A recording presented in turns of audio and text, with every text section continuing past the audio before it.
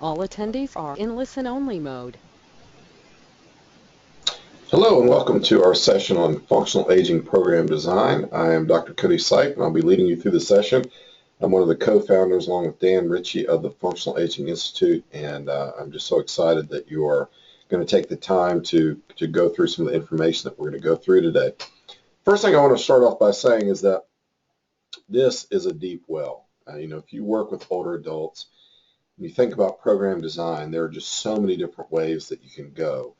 And so because that well is so deep, obviously I cannot address every single issue and specific area that obviously we would want to address. So this is going to give hopefully a good construct and a good structure for developing solid programs for your aging clients. So today what we're going to do is we are going to cover some things such as reviewing the functional aging training model. If you're a certified functional aging specialist, then you understand what that model is about, and we'll just review that and refresh ourselves. And if you have not gone through that course, which I encourage you to do so, then you'll at least get some insights into what we're talking about. Then I'm going to look at some critical components of effectual program design for older adults, and really kind of focus in on when you're working one-on-one with clients, what is ideal, what's going to be kind of the ideal approach that you want to take.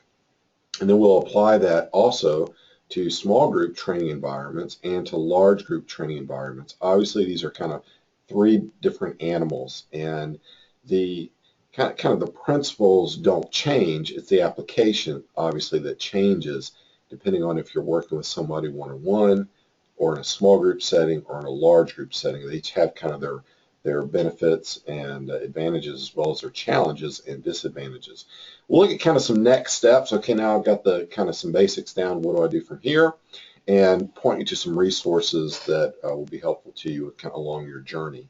And this certainly is a journey. This is something that takes years of experience. You have to get out and train as many diverse clients as you can.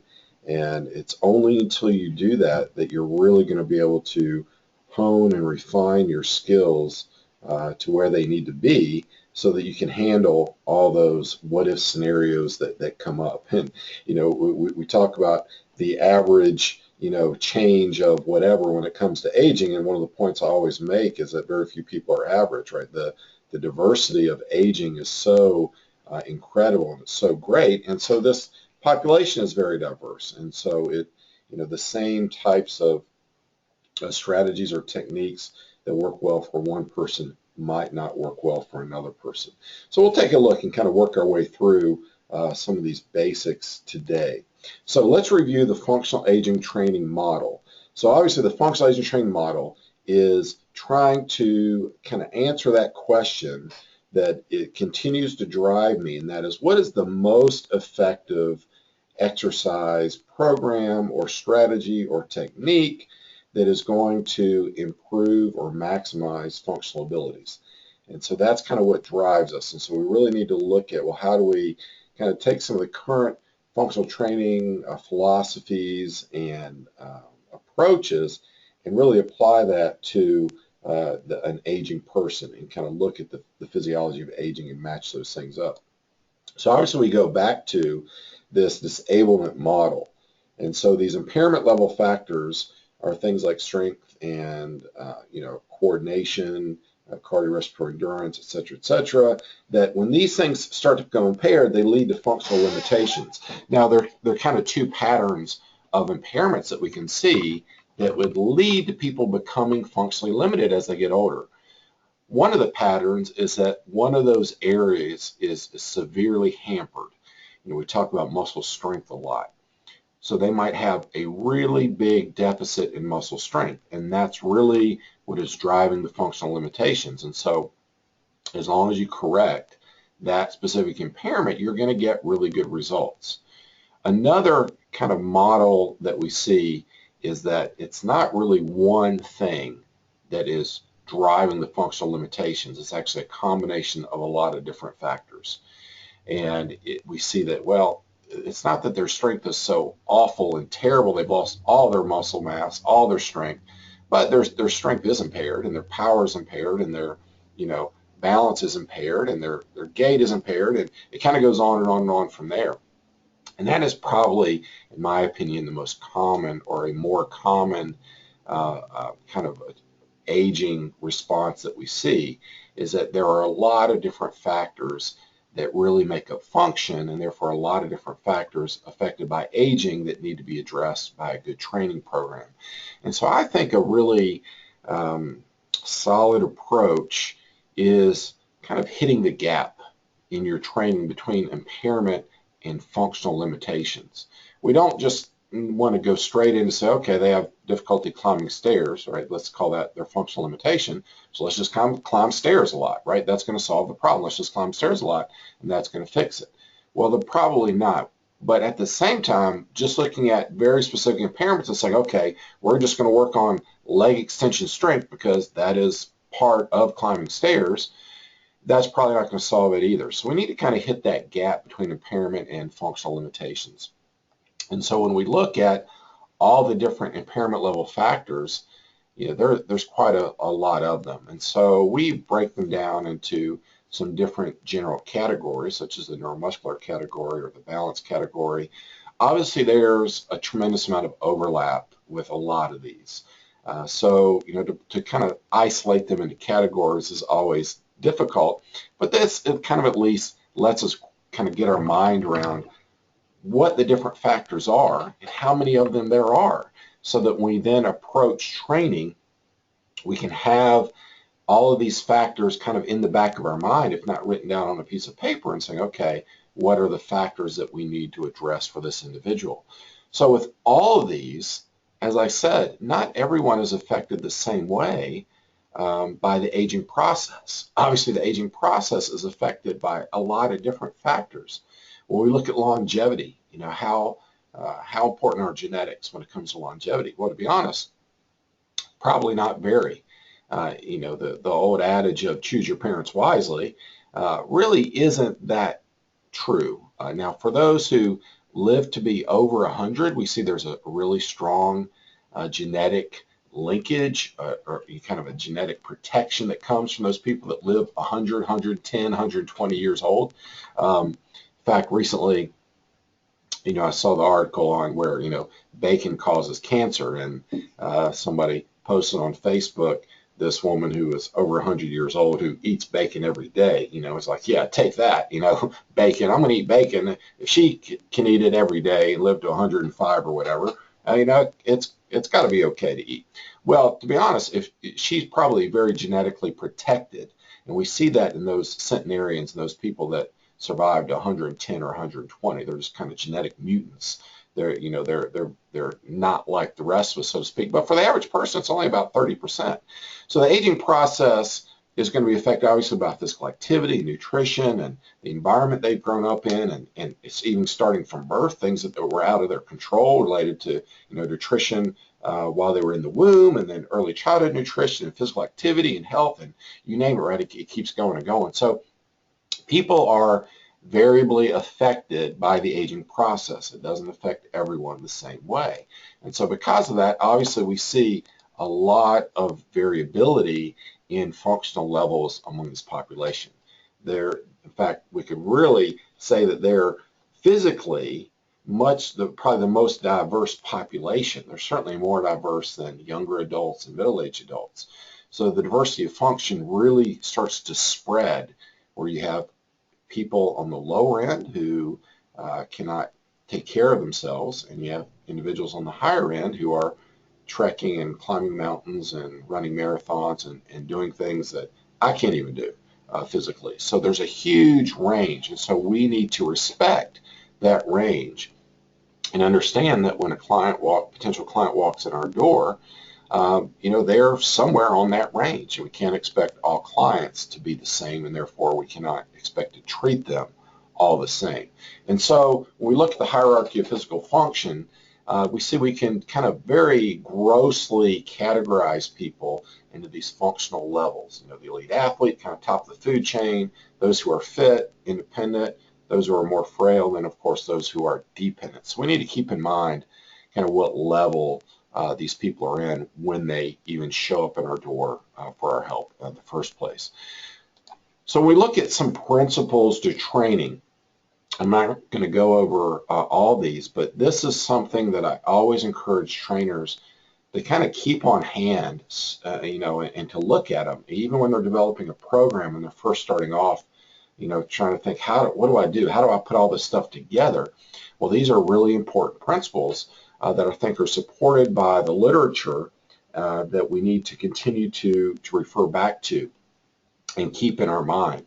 And so I'm not going to go over each one of these specifically. It's obviously we've gone over it in much more detail in the functional aging specialist certification. But then how do you apply it to different settings? And so we are going to look at kind of three different approaches.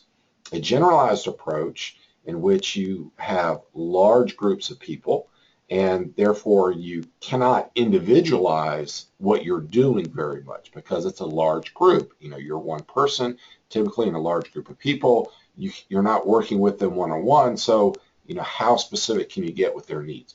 The next is kind of a prioritized approach, and that's really more kind of in that small group training environment where you've got people hopefully that are similar in their abilities. So even though they are individuals, hopefully they're grouped similarly for their capabilities. And so even if you are not able to address their individual needs, which I hope you still would be able to, but if you can't address their individual needs, what do you do? Well, it doesn't just have to be the generalized approach, which is kind of hitting all these different areas. You can become more specific in your approach. So if you think about having a group such as we've had for years in our facility of women who are all about 75-ish and who really struggle with balance issues. And so we can become much more prioritized in their routine because we know they're very similar. And then kind of the last area, and this is actually where we're going to start when we talk about developing a program, is a specialized area, where I am working one-on-one with a client, or I'm working in such a small group that it's still going to be personal training just in a small group environment. And now I can really target that individual's areas of deficiencies very specifically and really address those. So that's kind of a review of what the functional aging training model is all about. So let's kind of start looking then at how do we design really good programs, really effective programs. So the first thing we want to do is we want to prioritize whichever of those impairment level factors are deficient in the individual. And we should be using some good assessments in order to identify where those deficiencies are. We then look at what are their functional goals, right? So we've got to match up kind of what are those deficiencies, what are their functional goals, and then that's going to really help us determine what we need to focus on first. So of course we need to start with that health history and make sure we dig into kind of what's currently going on with them, and then performing the functional tests, either kind of formally at the beginning or even informally as we go along. So I've told this story to people before that, I had a client who was 79, he was an ex-pilot, and he came in because he was wanting to go on a trip, quite an extravagant trip actually, with his son-in-law and his grandson. They were going to go hike the world's longest cave in Vietnam. And there's quite a long trek down a trail just to get to the mouth of the cave. And the cave is very diverse in its terrain and environment. It is several miles long, and it's going to take several days to get through it. And, they told him since he was 79, they were very, very specific. They said, look, if you struggle just getting down to the cave, you're going to be turned back. You're not going to be able to go into the cave, kind of a safety issue. And so he's very concerned. So he came to me to train, and his balance was good, his strength was good, his cardiorespiratory endurance was good. He had stayed active, and so you just kind of forgot he was a 79-year-old. You thought he was much younger than that. So biologically and physiologically, I'm sure he was. But one day I had him doing the karaoke. So where you're walking sideways and you're stepping in front with your foot, and you step behind, and you keep alternating, and he just couldn't do it at all. Completely kind of blew him out of the water. So I tried the tick-tock test on him, which is, we're going to walk a straight line straight ahead, and when I step with my right foot, I'm going to turn my head to about 2 o'clock, and when I step with my left, I'm going to turn my head to about 10 o'clock. And so they should be able to walk a straight line very quickly and snap their head right and left very quickly in sync with their footsteps. Couldn't do that at all either. Every time he looked to the right, he took a big step to the right, would deviate off of the line. And then, he couldn't even keep good coordination between his head and his feet. So, kind of this motor coordination area was obviously lacking. And so I thought that was an area that we probably needed to work on, considering he's going to be walking around in a cave, trying to look around at all the stuff around him and then stepping on little rocks, so I'm looking to the left and up, and now I'm stepping on a rock that's down to the right. There's no room for error there. That's going to be an injury for sure. And so that's kind of more that informal. I had done the formal assessments on him. I didn't want to do 100 different assessments. He seemed pretty good. So it's like during our training, as I experimented in different areas, was able to reveal areas of deficiencies, and then we were able to focus on those. So you have to find out what are those areas of deficiency that this individual is coming in with. Then those are going to be what we're going to prioritize in our programming. It's very much a priority-based kind of protocol. Those areas in which they are the most deficient are going to get our most attention. So what does that mean? That means, one, those are the areas that we want to seek significant improvement in, right? We don't just want maintenance because they're already deficient. So we want to improve those areas. And so the frequency that we're going to train those areas, the volume, the intensity, all these are going to take precedence over the other areas. I've often made the comment that kind of this idea of a well-rounded routine for an older adult is really a myth. Okay, we don't want to just include things in the routine because, oh, this is something that's generically good for an older adult, so let's throw it in there. Well, we only have so much time, energy, and attention that we can give to an exercise program and that clients are willing to give to a program. If they're coming in and training for 30 minutes, 3 days a week, I better be very focused on what I want to accomplish and how I want to accomplish it. So we need to make sure that we are very focused on improving the areas that need the most help. Okay, so again, looking at those functional fitness tests and making sure we're undergoing a good battery to reveal those things. And then as we're training them, well, we start to see maybe it's a movement pattern dysfunction, maybe it's a hesitation with a certain kind of a movement pattern, or whatever it might be. That should clue us in to, hey, maybe there's something there that needs further investigation. I need to look at it. Another example is kind of in the vestibular area. So we talk about doing the modified clinical test of sensory interaction and balance, or the modified CAT-SIB, as a screening tool for vestibular function. Interestingly enough, once you get over the age of 70, about 70% of people have some level of vestibular impairment, meaning their vestibular system is not working optimally. It is working suboptimally. Now, that doesn't mean they have a clinical dysfunction, right? Because that would then mean like vertigo, dizziness. If people are having vertigo and the room is spinning while they're standing there, then they obviously need to have that clinically evaluated. But there's a whole lot of people that are going to come in and have some sort of level of vestibular impairment. So that's why we include that screening tool. Now, if they pass the modified CAT-SIB and it doesn't look like they have any vestibular impairment, then guess what? That's not something we're going to throw in there in our routine a lot of times. And this is a mistake that I see a lot of trainers making, is that the toys that we have today are so fun and they're so shiny and they're so interesting that we're, I think, overtraining a lot of areas that individual probably doesn't need to be trained on, okay? And then we're not addressing other areas that they do need to have addressed. So make sure that you're very clear about what are the areas that you need to prioritize for that particular client. And the only way to really do that, in my opinion, is through understanding where they are from an assessment perspective and understanding where they want to be from a function perspective.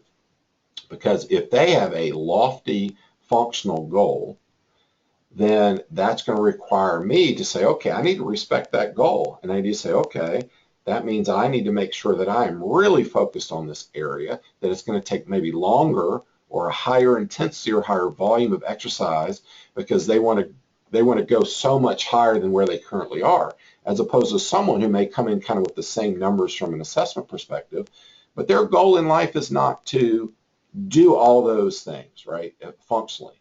They might have a goal that's much easier to attain. And so, again, I want to respect that. Obviously, my expertise is important in helping them decide what those goals should be. I certainly don't want them to set a goal and be complacent with a level of function that I still think is suboptimal, right? That's not going to keep them functional as they go kind of down the road and continue to age. So that's kind of the first thing. Hit those priority factors as much as possible. The second part then is, all right, what about the other domains? Do I just forget about all those other things? If you said, okay, this person's strength is fine, or their balance is fine, or whatever, do I then just forget about them? And I would say, no, you don't forget about them, because we obviously want to then fill in our time and energy hitting those secondary areas that we know still are going to be affected by the aging process as they get older. So I'm not just looking at the here and now, I'm still also looking down the road. We don't know what trajectory some of those factors are on. So it could be, kind of even if we look at the vestibular area, it could be that, their vestibular system used to be really top notch and it's on a downward slide. Now they kind of passed the vestibular test, but what we don't know is that it's actually still going down, right? And so if not addressed, they're going to get to the point where now they really are in that vestibular impairment area and it needs to be improved. So we don't know kind of where they are, what their trajectory is. And what we can assume is that, again, with the aging process, obviously those factors are likely to be on the decline, right, if they are not specifically being addressed. We definitely at least want to hit those areas enough so that there's minor improvement or just maintenance, right? Kind of stop the downward slide if there in fact is a downward slide that's occurring. And so because of that, we have all these different factors, and there's a lot of factors to consider. Well, one, I'm probably not going to focus on those factors individually. I'm going to look at strategies that can maybe tap into several of those factors simultaneously. And therefore, that's going to make my training very efficient. Now, of course, we can do that with our priority factors as well. Again, there's a lot of overlap between these factors and how they work together and how they operate functionally. So we aren't trying to specifically slice something out and isolate it. We can do that in some areas, but usually, there's a lot of overlap and there's a lot of synergy between these factors. So especially when we're looking at the secondary areas, then we want to look at how do I address these simultaneously and kind of get the most bang for my buck, so to speak, out of the movements and the strategies that I'm having this client do. So because of that, the frequency, the volume, and the intensity are really going to take a back seat to those priority factors. If you think about, okay, for this 30 minutes, I only have this much energy to give, then obviously I want that energy, that focus to be on my priority factors. And if they're not giving quite as much energy and they're not giving quite as much mental attention to the secondary factors, that's okay. At least that's better than the other way around, where we're focusing on the secondary areas and the biggest things, the biggest rocks aren't getting addressed at all. It's that idea of put the big rocks in first. Then all the smaller pebbles can kind of fit in around it. And that's really the approach that I recommend. So a question that you might think of then is, okay, well, how often can I train these different areas? And this is just a little example of looking at some of these different areas, because most of these factors can be trained daily. There really is no reason to not train them daily. When you look at something like a strengthening program, obviously we say, well, that's an every other day type of program, according to that specific muscle group, if that's kind of your approach. So powers is kind of the same way. Agility is pretty much the same way, because agility is if you really want to improve agility, you've got to be very focused on it. It can be very fatiguing for people. And so things like strength, power, and agility, I would say that's probably an every other day kind of activity. But, it's like your cardiovascular exercise program. You can do that every day, and that's not a problem, with the exception of you can't go full intense every day, right? So if we're having somebody doing a really, for them, a high intensity interval training type protocol, we probably don't want to repeat that every day, correct? We want the next day, we want to have a lower level, longer, moderate type of protocol for them to follow. So obviously it depends on exactly what you're doing, but most of these areas can be trained every day. So then another factor that also kind of comes up is when we think about these areas, we need to understand, how do I progress and regress these strategies? Because individuals are different. There's a lot of individuality. And so we're not going to develop some sort of cookie cutter type protocol that everybody's going to fit into. Now, certainly I think there's lots of room for you to bring your own kind of flavor and approach to the training program. And I would encourage you to kind of develop your own approach and to be kind of sold, be confident in that approach. For example, some people might say, look, at the beginning of our program, for all my clients, you're going to come in and you're going to kind of do some self-myofascial release. You're going to do a little bit of foam rolling. You can do some mobility work to prepare you for the exercise session, right? You might have that at the end of the session. Whatever your approach is, there's room for that. So I'm not ever intending to usurp one sort of kind of approach over another. This is kind of the big picture approach to really to training that I want to focus on. So when we say, look, how do I progress a strength training program? If I really want to improve muscle strength, how do I do that? Well, that's something that we can probably all do with, both hands tied behind our backs and one eye closed. It's just something that we've been trained very well to do. But these other areas is where it becomes more difficult and where you've got to do your homework and you've got to continue to learn, such as in the area of balance. Okay, how do I progress balance? What's kind of the next step to go from this movement pattern to the next movement pattern, right? Well, what about gait? All right, well, I've started with these gait exercises, and what's kind of that next progression? Or they can't handle this movement. How do I regress it? So you have got to get out there and continue to learn and gain new skills and refine your current skills. But what I would suggest to you is that you open up your toolkit. You really look at all the different ways that you can progress and regress different exercises within the domains in which they exist. So complexity is an example, one that I love to use. Seldom do we think about increasing the complexity of an exercise. We might think, okay, let's do the same thing and now do it twice, right? So we're adding to the volume. Or now let's add more weight to it, increase load. But what about the complexity? What about the planes? What about the speed or the pace or the rhythm at which you do them? Even changing equipment can modify even the purpose of the exercise itself. So looking at all the different options that you have available to you and not always kind of getting locked into one specific type of progression or regression strategy. And again, that just comes from a lot of experience and really being very purposeful about what you're trying to accomplish. And that really leads me to the next really big point that I want you to walk away with when you start to develop your programs, and that is you always want to kind of keep this inverted or this funnel in mind. The equipment that you utilize is subservient to the training techniques that you're going to implement. And the techniques are subservient or determined by the exercise strategies that you have determined are going to be the most effective.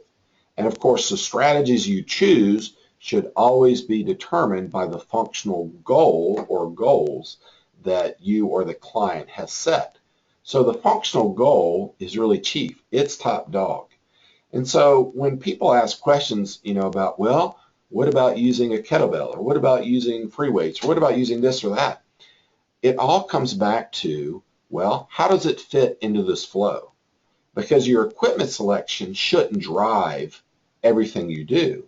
And that's kind of letting the tail wag the dog. If you say, all right, I like kettlebells, and so I'm going to try to figure out how to do everything I can with kettlebells. That's the wrong approach, right?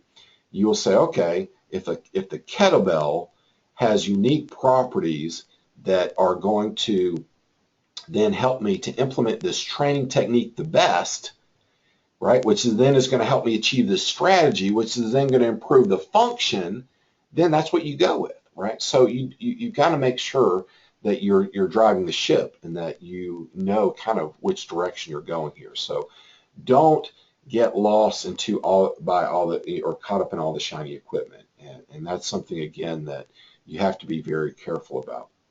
I think unstable surfaces is one of the things that I hit on a lot, because I don't think there is really a whole lot of evidence to really verify that the use of a lot of usage, at least, of unstable surfaces is really going to help the person improve their functional abilities.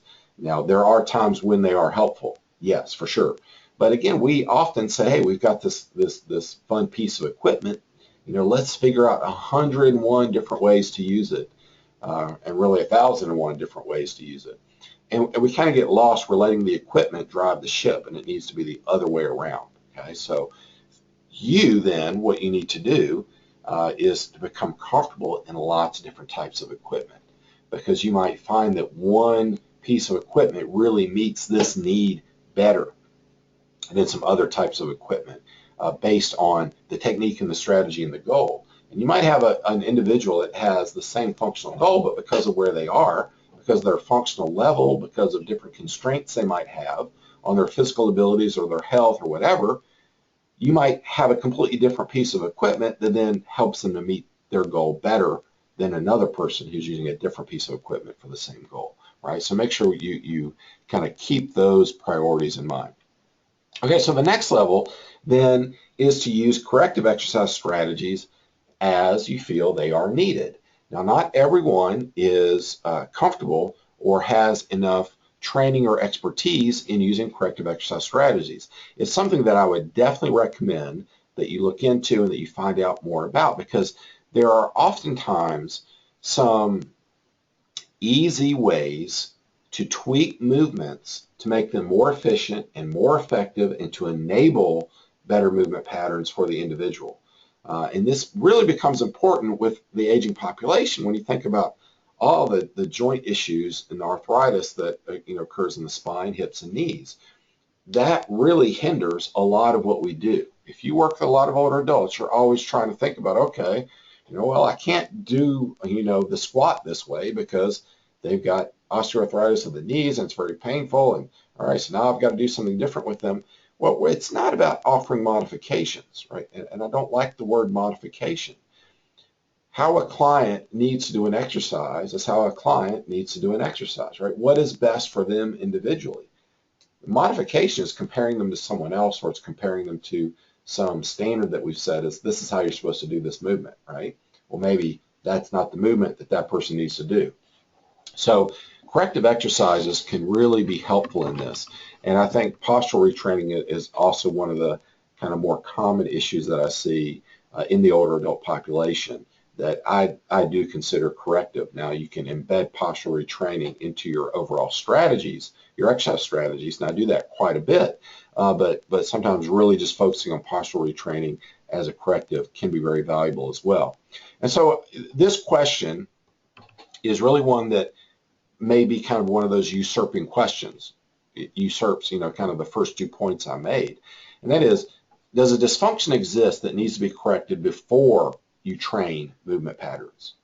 So is there something that you can identify that you're like, wow, that needs to be corrected before we can even address the priority areas that we've already addressed? I'll give you kind of a simple, straightforward example.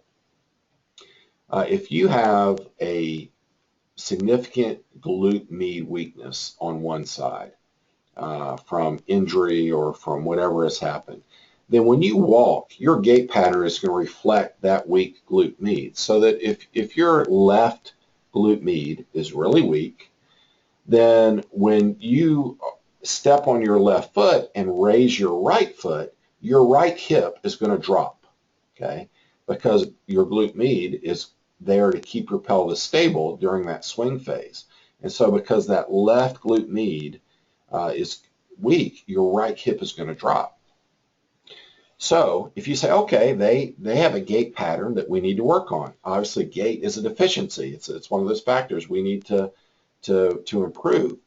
Well, just by doing a lot of different gait patterns is probably not going to be very effective, because there's this underlying dysfunction that's limiting everything, and that's that really weak glute med. So correctives would then say, all right, before we go into all these different gait patterns, okay, let's try to work on glute med. And so that's when we might have to say, okay, let's have the person lie down on their side and do some clamshells or side leg raises, and really try to focus on that. And then gradually integrating gait strategies as they get better and better and better. Maybe we say, okay, well, we need to see if they can stand on one leg without their hip dropping, right, for 10, 15, 20, 30 seconds. So it's those correctives that can really be valuable. So corrective exercise strategies, kind of, in my opinion, are important. They need to be embedded in there as the trainer feels comfortable to do so. The next thing then is to really periodically reevaluate. If you are doing your job well, and the client is giving you their effort, they're putting in their time, then those deficient factors should improve. There's no reason why we shouldn't be able to improve any of those factors, really. From what we've seen from all the literature, supports that physiologically we are still able to adapt with exercise regardless of our age. Whether we're 80 or 90 or 100, exercise can still continue to improve those factors. And so we want to then periodically reevaluate them and say, okay, now let's take a look at them. We've improved these areas of deficiency. Now, is there something else that we would say is the least deficient, right? Where else is the weak link in the chain that we would then put to the top of that priority list, right? So as we kind of go along, that can include formal assessment, so you actually take them through some of those functional fitness tests, but it could also be through informal assessment as well. And this is where your observation, it really becomes important as you are watching them perform different movement patterns, both during their exercise program, but also if you're able to observe them while they're doing other things. Oftentimes, if a client is returning dumbbells to a rack, as an example, watch how they do it. If they're going over and they're going to pick up something off the floor, I want to see how are they able to do that. If they're going to bend down and tie their shoes, right, I'm going to watch how can they do that, and see if there's something else that I'm noticing that gives me ideas on what needs to be addressed. Client feedback is also another huge area. We kind of like to tell people in our facility that if our clients very soon after we start training them aren't telling us how much their life activities are improving, we are probably not doing our job well. We should hear them from them. They should be able to say, oh my goodness, yes, I used to not be able to, garden for, more than 10 minutes, and my back would hurt. I'd have to take a break. But man, I went in the garden this weekend and I worked really hard for 45 minutes and I just felt so good afterwards, right? That's a functional improvement, right? If people tell us, yeah, I'm not going downstairs anymore to the basement because the steps scare me and I almost fell and it's really hard and difficult, and and then they're telling us, oh yeah, I'm going down to the basement all the time. Those steps are a breeze now. That is the kind of feedback that we want to hear. And to me, that is really ultimately what we're trying to accomplish. If I improve your leg press strength, big deal. If you are not showing me or telling about those improvements that are occurring in real life, and that's what they want to see too. So we are constantly engaging our clients in conversations that maybe are just general conversations, but we're getting that feedback, or they might be very focused on, okay, hey, how are things? When you came in here, you mentioned that this, and this were struggles for you. How are those things feeling, right? An example that of one of our clients that Dan likes to tell about was a guy who came in, and he was in his 70s. He loved to play golf with his buddies. That's something that just gave him a lot of enjoyment. But he was really starting to become embarrassed and really didn't want to go play golf anymore because he could not get the ball out of the hole once he putted it in. Somebody had to get the ball out of the hole for him. He's like, that's embarrassing. I'm with my guy buddies, and I can't even get the ball out of the cup. And that really bothered him. And in addition to that, because, kind of this bending down, kind of his mobility, his strength, and his balance was so poor, he started wearing shoes that had the little scrunchy laces on them. The ones that you don't have to tie. They just you just kind of slip your foot in, and they're kind of tied for you, so to speak. And so, he's like, again, that's kind of embarrassing. And then one day he walked in, and Dan was in the facility. He said, hey, Dan, look at my shoes. And Dan looked down and saw, okay, he's wearing shoes. And Dan's thinking, okay, it's not very often a guy asks you to look at their shoes. It's kind of weird. And then he realized he had new shoes on, and they were normal tied laces. He was finally able to get to the point where he was able to tie his own shoes. And you might think, wow, that's how insignificant is that? Well, for him, that was absolutely huge. It was a big deal, especially for kind of his male, not really ego, but sense of confidence and who he is. So very important stuff.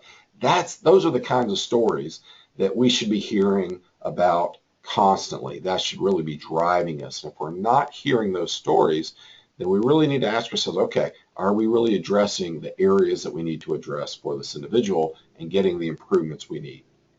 So number 5 then, and kind of our plan, is to plan for setbacks.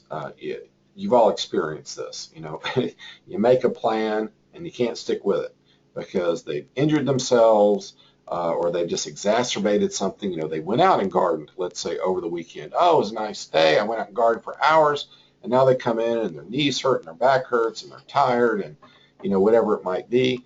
They've had an illness. They've gone on vacation. They've traveled. They ate like a pig and came back and they didn't exercise at all. So now we got to modify the plan. But you know what? That's the way it goes. So we need to make sure that we are always ready to make those changes as needed. And this is what I would call a modification, because this is for the individual, right? You say for that individual, this is how they need to do things. And now they can't do them that way because of something that's temporary. So I always kind of plan on what's going to happen if they come in and we can't do these things, right? So that's very important. Okay, so let's look at small group personal training then, because this is an area in which, again, the approach to training doesn't change. The implementation is really what changes. And so we really recommend, if you're not doing this for yourself in your facility, if you're not doing small group personal training, you really need to start doing it. And lots of different reasons for that. But let me define what I'm talking about with small group personal training. This really is personal training. You just have 4 to 6 clients that you're working with simultaneously. So it's not a group exercise. Here is where you can use either a specialized or a prioritized approach, depending on kind of what your assessment, kind of protocol, criteria, et cetera, client intake criteria is. And this is also an area which I really recommend that you consider using functional circuits, because when you've got this group of people, functional circuits really make a lot of sense. And so even just for the aging population as a whole, kind of why use these functional circuits? And we teach a lot of boot camps who they've got all these large groups in there, and they're like, we're trying to tap into this older adult population. They don't really, a lot of them don't fit into kind of this massive large group training environment. What do? Well, small group training. That's what I would recommend. So you're able to, kind of as a trainer though, you're able to reach a lot more people, right? The impact you have, the value that you add to the world is greater because you're reaching more people. And I think you're still going to get the same results, at least the same magnitude of results. Opens up a lot of programming diversity. So you can reach people with lots of different functional and health levels. These circuits become very efficient. You can accomplish a lot in a short amount of time. And of course, the group atmosphere is awesome, right? People love that. And especially the mature population, they are very social, and especially the women. And so this really taps into that social nature. So looking at kind of the benefits for clients, well, if you look from a cost standpoint, there's a lot better cost for the client, right? It becomes cheaper for them compared to one-on-one training. And so if people are giving up, you're trying to get them into one-on-one and cost is the issue, well, small group is a great option for that. You get a lot of personalized instruction, more so than in a large group class. For a lot of people, it's less intimidating. Like they think that one-on-one is like it's a little too intimate, it's a little too personal. Am I not going to like my trainer? What happens if I get 2 sessions in and I just really don't like them? Well, in the small group session, it becomes less about the trainer and more about the group interaction. So they have a lot of fun that way. Then, of course, I think it leads to improved retention as well. So lots of benefits of this small group environment using these circuits for these clients. Now, of course, there are challenges with small group personal training that come along. And so you got to think about some of those challenges as well. So the trainer really needs to have a lot of energy. You've got to keep up with 4 to 6 clients. You've got to make sure you understand their individual needs and you know how to provide different levels of challenge for all these different clients. It's not uncommon to have a group of 4 to 6, and let's say you're doing some sort of squat pattern and they're all doing it differently. They're all doing a different version. Why? Because that's how they need to do it, right? And so you teach them when we do this is how you need to do it, and then you progress them or regress them appropriately. Well, of course, clients can distract one another. That's part of the fun, though. You can use that to your advantage, but they can really distract each other and get a lot of chatty conversations. You got to get them focused. If you've got people with varying skill levels, it becomes very difficult to provide really good instruction, I think, and really good training. It just becomes more of a challenge. And so I really recommend that you group people according to functional ability more than anything else, really, because you really don't want kind of a very low functioning person with a really high functioning person. Even if they're nice people, it just doesn't gel as well. So you need to make sure that you match them according to functional ability.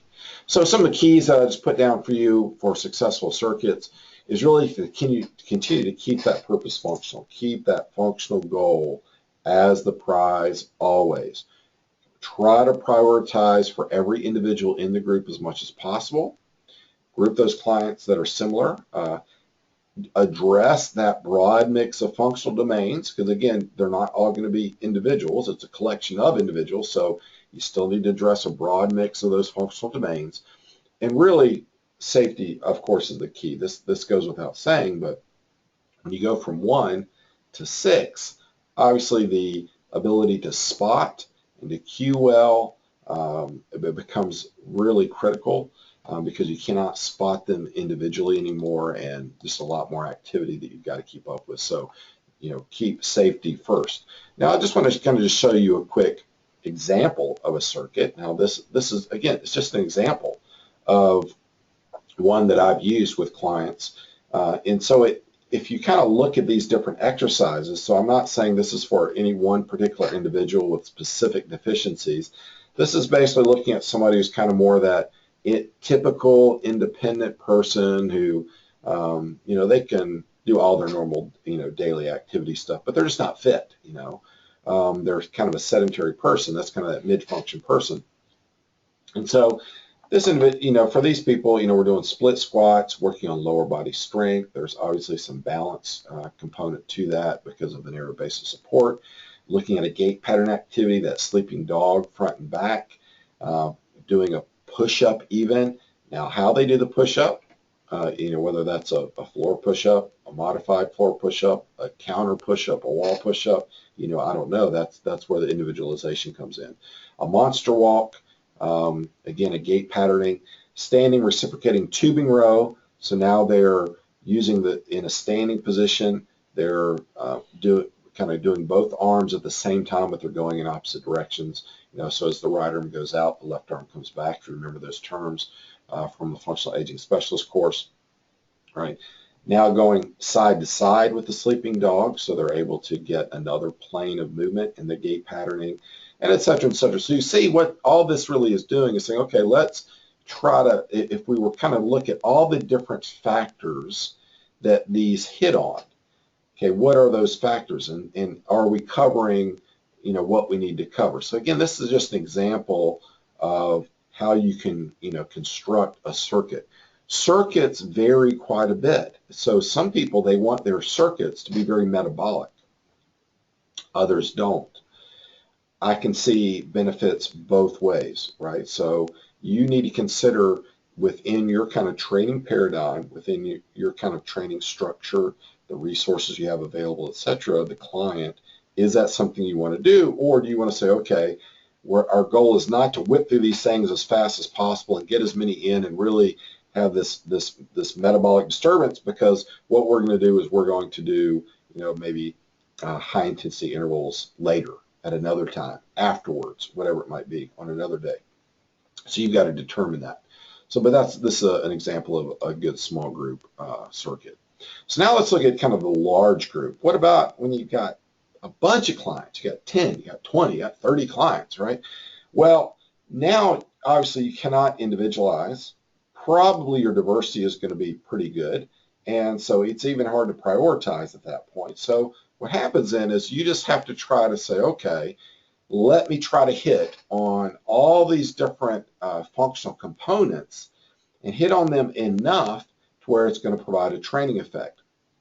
All right, so it doesn't do any good to say, all right, today we're going to hit all of these balance components, and then the next day we're going to hit all the strength components, and the next day we're going to hit all of something, but then you're only covering, balance once every couple weeks, right? Well, that's obviously not going to provide a training effect. So the goal is not just to say, oh, I absolutely ticked every one of these off the list today. The goal is to make sure that you're getting enough of a stimulus from the frequency and the volume and the intensity that there's a training effect, but you're not focused on any one of those tasks, right? You're not saying, all right, let's just focus on strength, that you are going to cover a lot of these simultaneously within your program.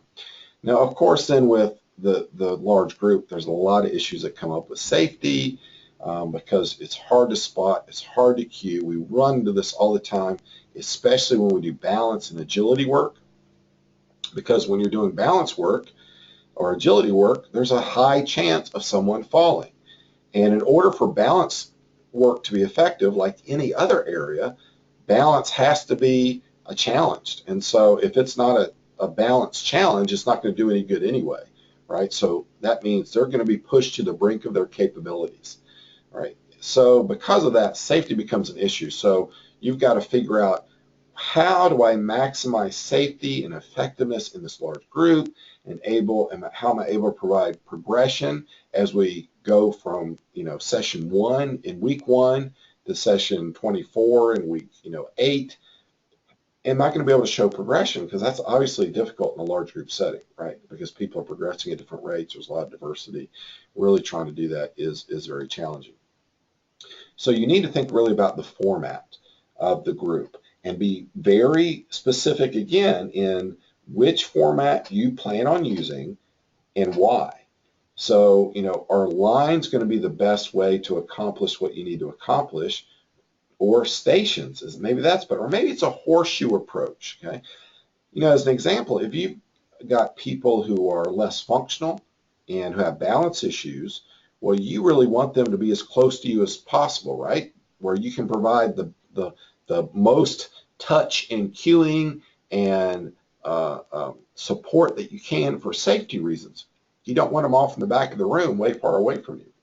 So sometimes that means, okay, guess what? Martha and Joe and Susan, I want you guys up here. And you can talk to them individually about that. It's not calling them out. You can say right off the bat before they even come to class, hey, Susan, guess what? When we're doing these exercises, I want you to be stationed right here. And the reason is because we've got a large group. It's hard for me to monitor everybody. I'm a little concerned about your balance. And so some of these exercises are really going to challenge your balance. So I want to, be able to help you. Well, that sounds like you're taking care of them, right? That doesn't sound condescending at all. It's certainly not calling them out. So make sure that you have a structure. And these are just some examples of group formats. And you can vary the format within one session, obviously, to accomplish what you want to accomplish. Be very clear on your progressions and your regressions. I was just talking to somebody about this the other day. When you're in a large group, and especially with older adults, it seems, maybe not, but it seems like especially with older adults, if you don't say, okay, don't do this exercise yet. I'm going to explain it to you. I'm going to show it to you, but I don't want you to do it until I tell you to do it. It's like you have to be very explicit about it, because you say, all right, we're going to do the whatever exercise, and you start to show them, and immediately they're jumping in and doing it, right? And falling over and everything. So you need to make sure that you're very clear on your instructions there. Okay, so let's just kind of review what we've gone over as far as effective functional aging program design. Really important to keep that functional aging training model in mind. Keep those key principles, those 7 key principles in mind, so that you can choose your equipment, your techniques, your strategies, all driven by the functional goals that you want to accomplish. So assess and prioritize those areas of deficiency that you want to find out and that you want to then address in the program. Give those most of the time and attention. And guess what? If a person is only able to give a certain amount of time to you each week, then it would behoove you to say, okay, then what I need to address are the areas that are the most deficient, and to realize I can't do it all. I can't cover all these things, okay? So I'm going to be very focused on what I'm going to give them. But then also you want to try to complete the program with all these secondary factors, cover these other domains, cover these other factors as much as possible. Use correctives as needed and as you feel like you are skilled to do. And if you don't feel like you are skilled, get out there and get some training and learn some of these techniques that can really be valuable to you as you work with this diverse group and this diverse clientele. Reevaluate periodically, both formally and informally, as you're able to, and of course plan for setbacks. So those are kind of the 5 keys to, I think, effective functional aging program design. Our next step then is to continue to learn how to train people in each area. So obviously the functional aging specialist gives you some ideas. It does give you some strategies and techniques that are kind of global, but we're just not able to go into every area in as much detail as probably what you need. I mean, I have gone through, I don't know how much balance, mobility, and gait training, all right, education and courses and learning.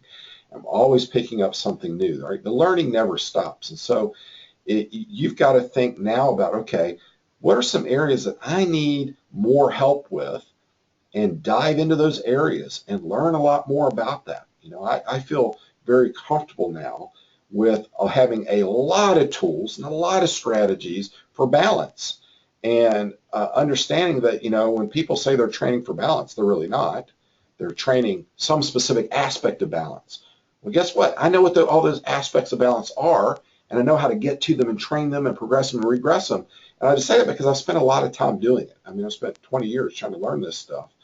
And so I really encourage you to do the same thing. Get out there, learn from some of those experts, especially those in aging, and really find out how to train in those different areas. Okay. Continue how to address specific diseases and conditions. So I am very fortunate that when I started my master's program, it was in clinical exercise physiology. So immediately I got a lot of academic training in the management of chronic diseases. And so I became an ACSM exercise specialist, became a registered clinical exercise physiologist. That's just because that was my area at first before I really went into this area of aging and functional exercise.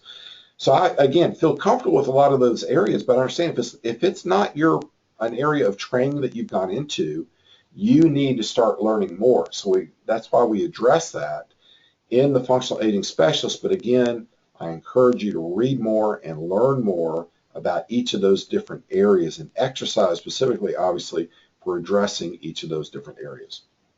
And then finally, how do you adjust programming when you've got somebody that's fit versus somebody that's frail, right? It's not going to look the same. Now, I encourage you to figure out who you feel most comfortable with. Who is that ideal client? Some people don't want to work with frail, independent individuals, and I understand that. To be honest, I don't really have a lot of interest in working with elite athletes, even those that are 80. I love them. I think they're amazing, but that's not really an area I'm passionate about from a training perspective. So I'm not saying you have to learn all of these, but certainly if you want to open up new clientele, you certainly need to be comfortable training a diverse clientele. So lastly, I want to refer you to a couple programs. If you're not currently certified as a functional aging specialist, I encourage you to do so. You can even look at our functional aging certificate, which is kind of a brief version of the certification with the training model and some background in it. And then if you want to upgrade to the certification, you can. We're always adding to our specialist workshops. We're doing those all around the country and now starting to do them all around the world. And so I encourage you to check out our workshop schedule if you're someone that enjoys the live environment more than the online environment. When you do register for a workshop, you do get all the online training as well. And if you're interested in hosting a workshop, we are always looking for new venues to host workshops as well. And so sometimes we don't get to a certain part of the country or to a certain state or a certain city until someone asks us to come.